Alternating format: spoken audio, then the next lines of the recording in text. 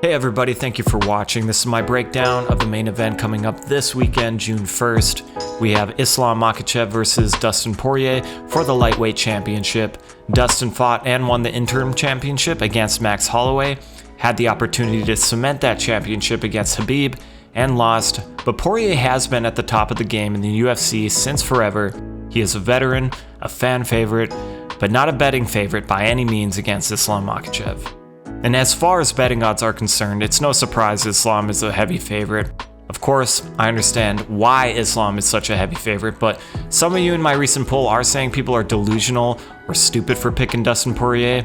And I have to admit, I'm not really surprised by the poll results considering Dustin is the fan favorite, the veteran, always in fun fights, and is just one of the good guys in our sport who has what appears to be his last chance at winning the title. So it may not be so much that people truly think he's going to win the fight, but simply voting Dustin because they like him. Islam is not hurting for fans. I just trace this back to a comment I've been seeing time and time again on various outlets, which is their brain is picking Islam, their heart is picking Poirier. If you check other polls, such as the one on Tapology, you'll see a more accurate representation from the MMA community, with 77% predicting Makhachev to win at this time, and likely by submission, and that makes perfect sense to me. Poirier is almost 3 years older than Islam, with 30 fights in the UFC, 32 if you count WEC, Islam with 15 in the UFC. Poirier has a slightly longer reach, about 2 to 3 inches depending on your source, and maybe an inch or so shorter than Islam. I also love that this fight is southpaw versus southpaw. I think it makes things a little more interesting. When we look at their striking statistics, they tell a fairly accurate story. When I think of Islam stand-up, I think of efficiency and accuracy, a calculated striker. And this is reflected with relatively low strikes landed per minute, but with 60% accuracy.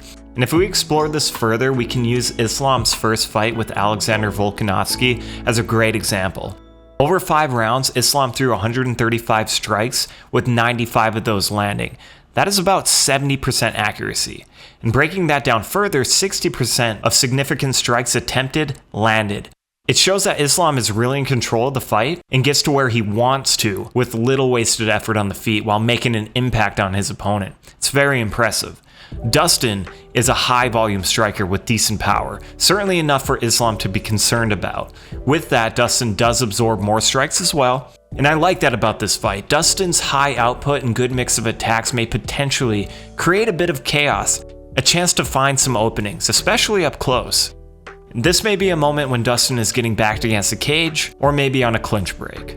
There are plenty of reasons why to choose Islam to win this fight against Poirier, but one of the main reasons is because Poirier lost to Khabib. People see similarities between Khabib and Islam for obvious reasons, the main one being the excellent ground control and ability to dominate opponents once the fight is on the ground. I would say Khabib focuses a bit more on relentless ground and pound with a mix of submission threats that just completely overwhelm their opponent, whereas Islam is more submission focused in the positions that get him there.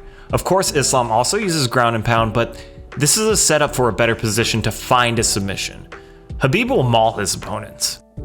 And about how they get the fight to the mat, I would say Khabib relies more on relentless pressure, chain wrestling, and cage work to secure takedowns, whereas Islam focuses more on technical precision on the feet, timing, and trips and throws, often being more patient in his approach. Poirier should focus on maintaining distance. It's important that he does his best to keep his back off the cage. This means taking center of the octagon, using fakes and feints and a lot of lateral movement. Disrupting Makhachev's rhythm with shifting strikes, something he uses all the time. Usually he steps in with the right foot while throwing a left straight. Then he shifts to orthodox to follow with maybe an overhand right. He uses this to close the distance quickly. We've seen this with Volkanovski versus Islam. Even at the risk of getting taken down, using calf kicks can prove effective in this fight as well, a tactic used against Khabib, but more effectively and notably against Conor McGregor. Drew Dober, another southpaw, was using these kicks against Islam. At the same time, Islam enjoys the options he has for takedowns in open space with southpaw versus southpaw. He has mentioned this in interviews, but again, you can also look to the Drew Dober fight. Just watch out for the ghillie. This is why I like the stance matchup in this fight, as I mentioned earlier. These are things I'm keeping an eye out for because I'm so curious to see how they plan to counter each other. Another note, I think one slight advantage that Dustin will have against Islam that he didn't have with Khabib is the style of striking. Khabib's stand-up, while unconventional and often appearing erratic, was effective primarily because it was backed by the constant threat of his takedowns in open space. This made opponents, including Poirier, more hesitant and reactive to his feints. Islam is much more a traditional and refined striker than Khabib, I'd say, and I think that familiarity will help Dustin. That's not to say Dustin is going to dominate the stand-up, because Islam is very effective with his left kick and tricky with the straight left. I'm just saying that Islam's style should allow for Dustin to set up and implement his style a little more than he did against Khabib. That's just my assumption. Okay, let's talk about this jumping guillotine. There are not a lot of outcomes of this fight that would shock me, but simply Dustin jumping for the gilly and actually getting the tap would floor me. The jumping guillotine, while impressive when successful, is high risk, often low reward, especially against a high-level grappler like Islam Makhachev. Makhachev's wrestling and top control are among the best in the UFC. It's highly unlikely for him to fall victim to such a move unless he is severely compromised. This isn't to disparage the guillotine as a technique or Dustin's grappling skills. Dustin has used the guillotine not just as a submission attempt, but also as a tool to threaten, defend takedowns, and create scrambles. Poirier has demonstrated his ability to transition from a guillotine to other submissions, such as a Darce choke, or to use it to get back to his feet. If Poirier attempts a jumping guillotine and fails to secure it, Makhachev is likely to gain a dominant position, and this could lead to Poirier being in a vulnerable state, potentially under Makhachev's heavy top control, which is just a dangerous place to be. In my opinion, the only realistic scenario where Poirier might secure a jumping guillotine is if Makhachev is significantly hurt and disoriented. While he may use the guillotine to threaten and create opportunities, it's unlikely he will rely on a high-risk maneuver like a jumping guillotine unless he's in a desperate situation, or is having a bit of fun in the last few seconds of a round. Or maybe he just jumps the gilly. So we know that earlier in Islam's UFC career, he was knocked out by Adriano Martins, leading with his head and getting caught with the check hook. And we also saw a brief moment of this in his fight with Davi Ramos. The fight against Volkanovski was interesting as well because Volk used a ton of shifting strikes to get in on Makhachev. A lot of lateral movement, landing shots while Volk's back is to the cage, and even a rare instance of Islam trading combos with Volk. These are all things Poirier is capable of, and he isn't at the height and reach disadvantage that Volk was. Volk is, however, a bit quicker and snappier with his shots, but the opportunities are there. I also want to briefly talk about durability and conditioning. While Makhachev has shown excellent resilience and recovery in his career, he has been caught with clean strikes on a few occasions, as discussed before. His lone knockout loss to Adriano Martins is a reminder that he can be vulnerable to powerful strikers. Poirier's striking accuracy and power pose a potential threat, especially if he can land heavy combinations. Against Alexander Volkanovski, Makhachev took some solid shots, particularly in the later rounds. While he handled them well, it did raise questions about his ability to withstand sustained striking pressure over 5 rounds.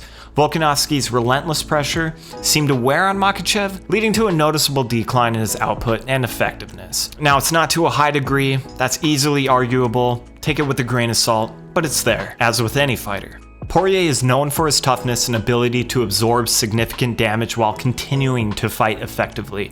However, he has also been through many wars, and the accumulation of damage over his career could be a concern.